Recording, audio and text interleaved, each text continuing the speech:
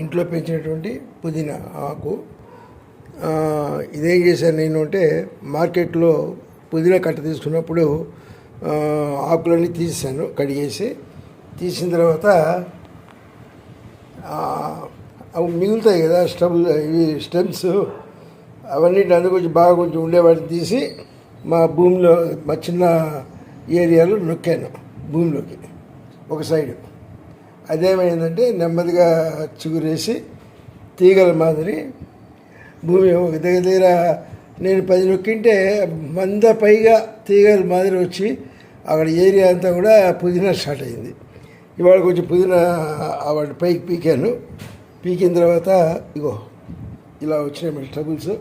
ఈ మళ్ళీ కుదిరితే ఎక్కడైనా నొక్కుతాను. ఈ పుదీనా అనేది మార్కెట్లో రకరకాల ప్లేసుల్లో రకరకాల వాటర్తో పెంచుతూ ఉంటారు.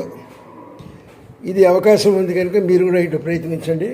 ఇందులో ఏమాత్రం కష్టపడక్కర్లేదు. మీ ఇంట్లో ఉండే చిన్న కుండీలలో కూడా దాంట్లో పెడితే కూడా అది తీగల మాదిరి వచ్చి చాలా ఆకు వస్తుంది. Definitely it is a good suggestion for anybody who is interested in garden fresh leafy vegetable. చాలా మంచిది. దీన్ని గ్రీన్ టీలో కూడా వేసుకోవచ్చు మనం. అలాగే పుదీనా పచ్చడి కానీ, పుదీనా రైస్ అంటారు కదా, ఇవన్నిటికీ కూడా ఎక్సలెంట్. ఇది ట్రై చేయండి. Thank you.